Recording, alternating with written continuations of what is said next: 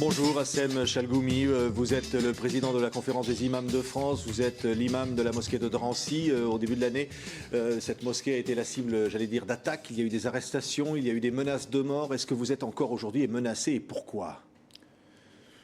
C'est des groupuscules qui ne croient pas au dialogue, qui ne respectent pas les avis des autres et la diversité, et qui expriment avec la violence et la haine et des slogans de haine. On a entendu devant la mosquée de Drancy des slogans de fils, slogans que l'ont entendu les Algériens. Après ça, il y a eu des massacres, des centaines des morts, des milliers en Algérie. On a entendu à Drancy. Ils ne veulent pas le dialogue, ils ne veulent pas le rapprochement, ils ne veulent pas un islam de France. Ils veulent un islam étranger, un islam géré par une ingérence étrangère. Quelle ingérence étrangère ? Il y en a plein. Malheureusement, tellement on a négligé l'islam de France, il y a autant de pays étrangères qui gèrent des lieux de prière sur des terres françaises.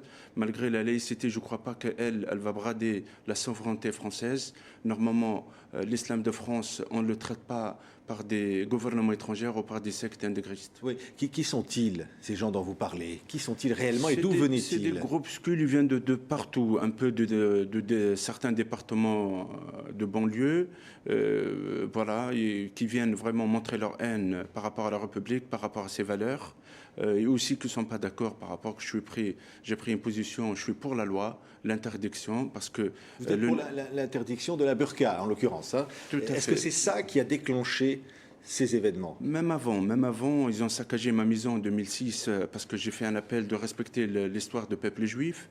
J'ai eu des menaces de mort en 2009 aussi parce que je demandais de ne pas emporter le conflit. Le conflit israélo-arabe, c'est un conflit politique, c'est pas un conflit religieux.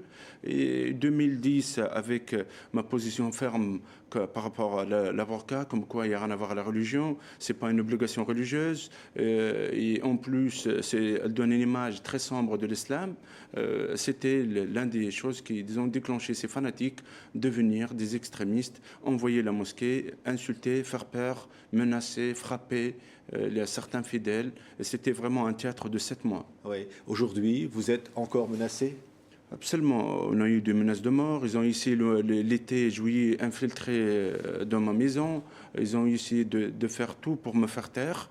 Mais actuellement, la mosquée de Drancy, il a pris la sérénité, la tranquillité. Le mois de Ramadan, il a bien passé avec l'ensemble des fidèles de la Sainte-Saint-Denis. Est-ce que vous êtes libre aujourd'hui de vos mouvements ? Est-ce que vous pouvez vivre normalement ? Libre, c'est très difficile On a actuellement. Vu, vous êtes entouré de sécurité nécessaire. On n'a pas Et en le même choix. temps, c'est difficile à vivre, j'imagine. On n'a pas le choix.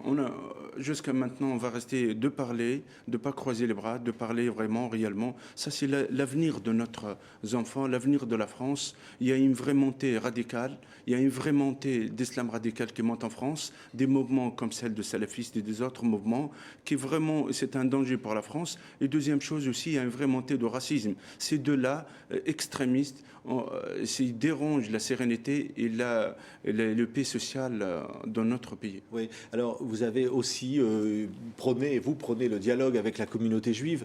À Drancy, évidemment, un lieu de déportation des Juifs pendant la Seconde Guerre mondiale, on sait de la symbolique et la force que ça peut représenter.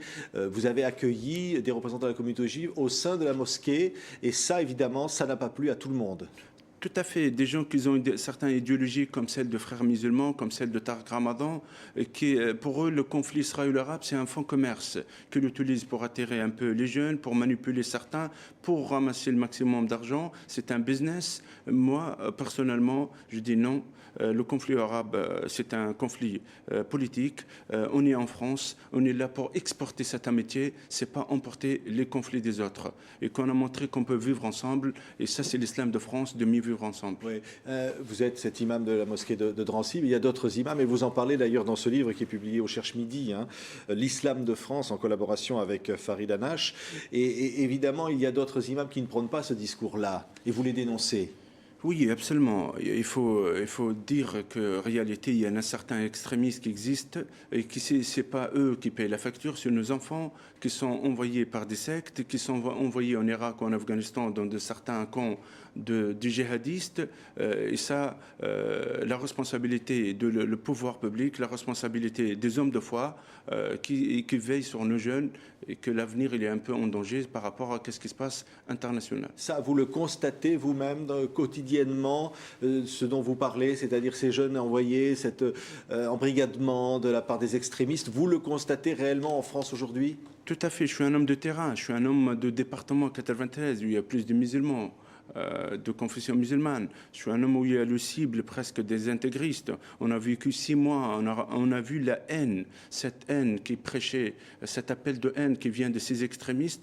J'ai remarqué réellement qu'il y a une vraie montée de cette radicale, cet islam pratique, islam sombre, islam des caves, islam de fermeture, communautarisme, islam qui refuse l'autre, qui juge l'autre et qui met l'Occident en danger. Oui, on voit beaucoup de choses sur Internet. Certains disent vous êtes pas manipulé, mais enfin par le ministère de l'Intérieur français, où on se sert de vous quelque part. Comment vous répondez? Je réponds, ça c'est, il essaie de faire la perturbation, déstabiliser un peu l'image. Ça c'est logique, ça c'est leur manière des fanatiques. Ils essaient de tourner l'image, et ça c'est la réalité. Mais la réalité sur notre terrain, on veut un islam qui est indépendant d'ingérence étrangère, un islam indépendant de ces sectes intégristes, et aussi un islam qui est de mieux vivre ensemble, oui. Plus d'islam des caves et des hangars, mais c'est un islam avec modernité et modernisation. On voit bien à New York la polémique sur la construction d'une mosquée à côté de Ground Zero. On a vu autour du 11 septembre les menaces d'extrémisme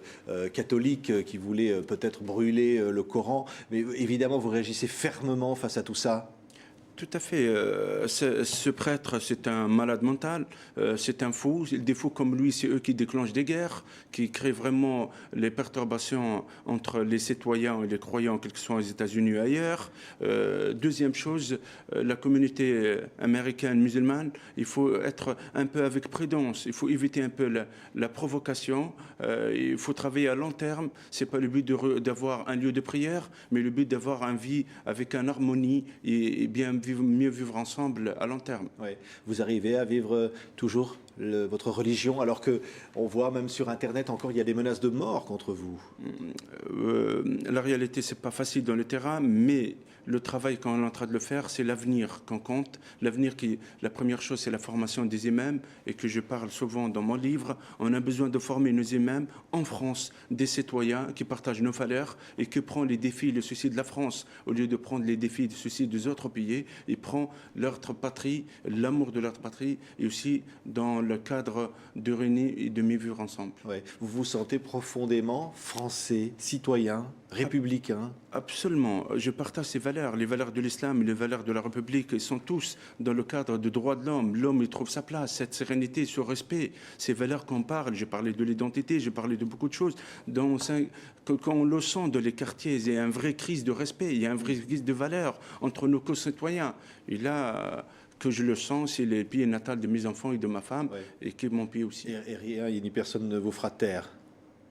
Absolument, ça on a besoin pour faire changer les choses, pour garantir l'avenir de nos enfants. Il faut vraiment avancer sans reculer, sans avoir la lâcheté devant ces intégristes. Merci Hassam Chalgoumi, l'imam donc de Drancy, et puis évidemment aussi le président de la Conférence des imams de France d'avoir été notre invité. Merci. Je vous en prie.